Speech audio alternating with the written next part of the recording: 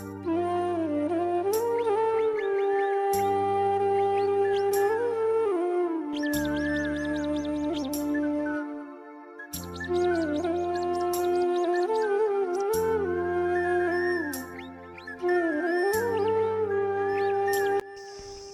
সকাল বন্ধুরা, কেমন আছো তোমরা?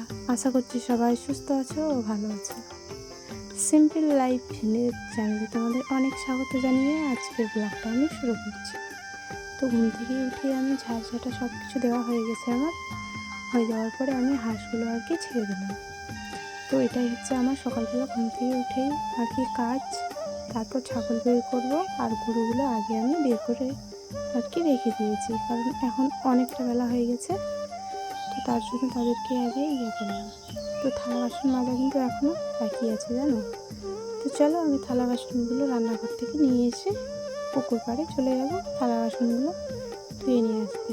তো চলো বন্ধুরা, আর আমার ভিডিওগুলো যদি একটু ভালো লেগে থাকে বন্ধুরা, তো তোমরা একটু লাইক করবে আর একটু সাবস্ক্রাইব করে আমার পাশে থেকে, কারণ ইউটিউবে একদম আমি নতুন, কিছুই জানি না। তো আমার ভিডিওগুলো কেমন হচ্ছে একটু আমাকে জানিও।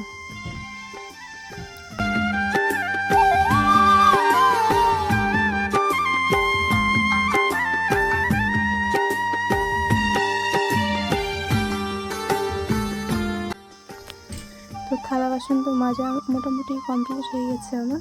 এখন বাকি আছে তোমার কড়াইটা মাজতে বাকি আছে। তো কালকের বাসের থালা বাসন বেশি হয়নি, তো তার জন্য 2-3টা থালা বাসন আর তোমার কড়াইটা মাজা আর কি বাকি আছে, কারণ আজকে হচ্ছে শনিবার আর এখন বাজে তোমার এই 6টার মতো।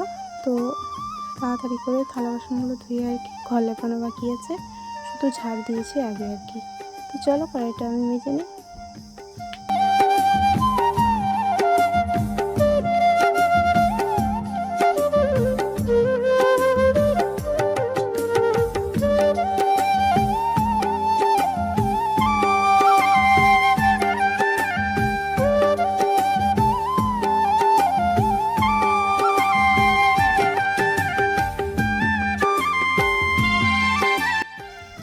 তো এইদিকে মোটামুটি আমার হয়ে গেছে কড়াই মাজা, কারণ এমন কালিটা বসেছে যে উঠতেই চাইছে না। তো তাড়াতাড়ি করে আমি কাজগুলো করছি যাতে তাড়াতাড়ি হয়ে যায়। তো একটু বালি সার্ফ নিয়েছি আর ছাই দিয়ে আর কি মাজছি। তো চলো আমি কড়াইটা ধুয়ে আর কি ছাই মেখে দেবো কড়াইয়ের নিচে, যাতে কালি না পড়ে। তো চলো আমি ছাইগুলো আর কি মেখে নিই। তো এই যে আমি ছাইগুলো মেখে নিলাম।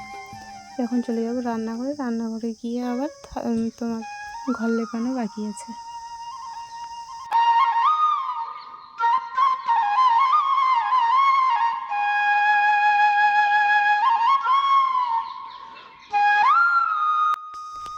তো ঘর লেপার জন্য ওই যে ন্যাথাটা আর কি ওটা নোংরা হয়েছিল, তো ওটা আমি ধুয়ে নিলাম আর এক বালতি জল নিয়ে গিয়ে গোবর আর মাটি দিয়ে গুলে তারপরে আমি ঘর লেপবো। তো আমি চলে আসলাম রান্নাঘরে। রান্নাঘরে এসে তোমার ঘর লেপানো আমি শুরু করে দিয়েছি। তো মা বাড়ির ভিতরটা আর কি লেপছে আর আমি শুধু রান্নাঘর আর বাইরে একটু লেপে নেব।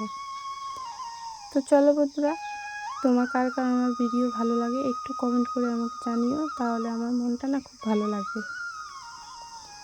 তো রান্নাঘরটা তো আমাদের দেখতেই পারছো অনেক বড়, জানো। তো তার জন্য আর কি লেপতেও অনেক আমি হিমশিম খেয়ে যাই। তো সামনের দিকটা মোছা হয়ে গেছে, এখন পিছনের দিকটা আর কি দরজার সামনেরটা মোছা বাকি আছে। তো চলো আমি ঝটপট করে মুছে নিই। তোমার দাদাভাই আবার প্রত্যেক দিন কাজে যায়, তো আমার সকালবেলাটা একটু ব্যস্ততার মধ্যেই আর কি কাটে। এখন আমি এই যে বাইরেরটা লেপে আর কি তাড়াতাড়ি করে হাত পা ধুয়ে আমার মেয়েকে ঘুম থেকে তুলে ওকে টিউশনিতে পাঠিয়ে দিয়ে আমি রান্না করব। রান্না করে তোমার দাদাভাইকে খাইয়ে দাইয়ে ওকে আমি কাজে পাঠাবো। তো সকালে আমি খুব ব্যস্ত থাকি, তো তার জন্য আর কি সব কাজই আমি তাড়াহুড়ো করে করছি।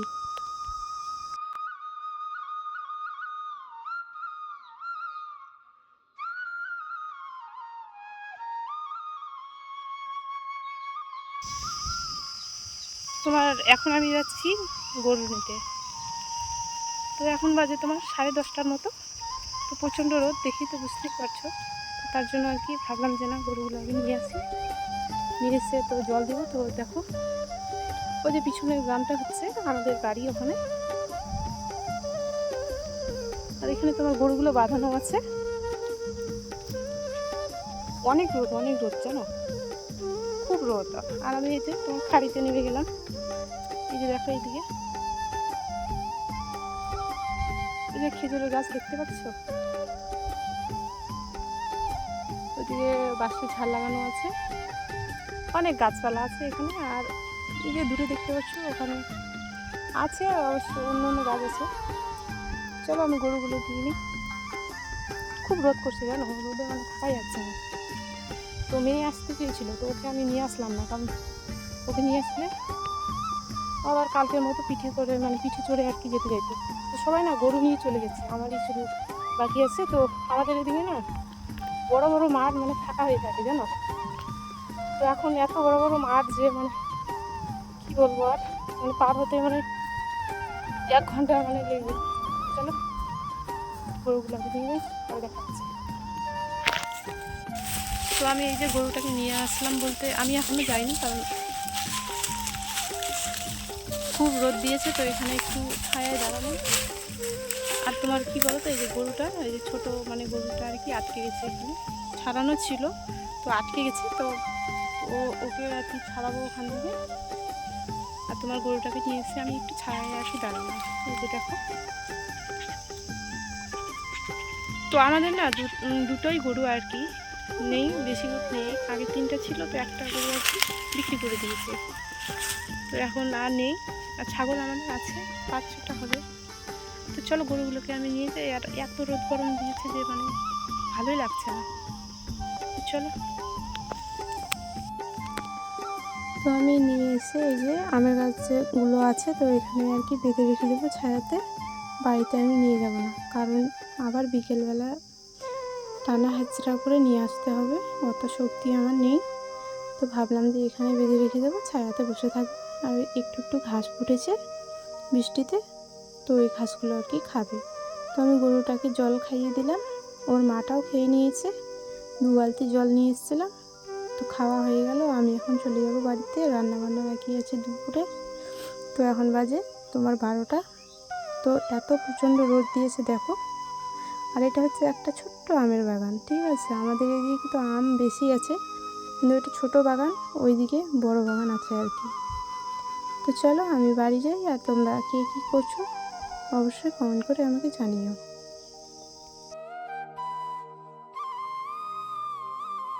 তো গরুগুলোকে আমি জল খাইয়ে দিলাম, খাইয়ে দিয়ে আমি এখন যাবো বাড়িতে। দেখো পাখিগুলো কী সুন্দর কিচির আওয়াজ করছে, খুব ভালো লাগছে শুনতে। তো চলো আমি এখন বাড়িতে যাই। এখানে জানো তো আমের বাগান, এটা বেশি বড় না, ছোটোই আর কি বাগানটা। সবাই গরুগুলো এনে আর কি এখানে বেঁধে রেখেছে। তো চলো আমি বাড়িতে যাই এখন।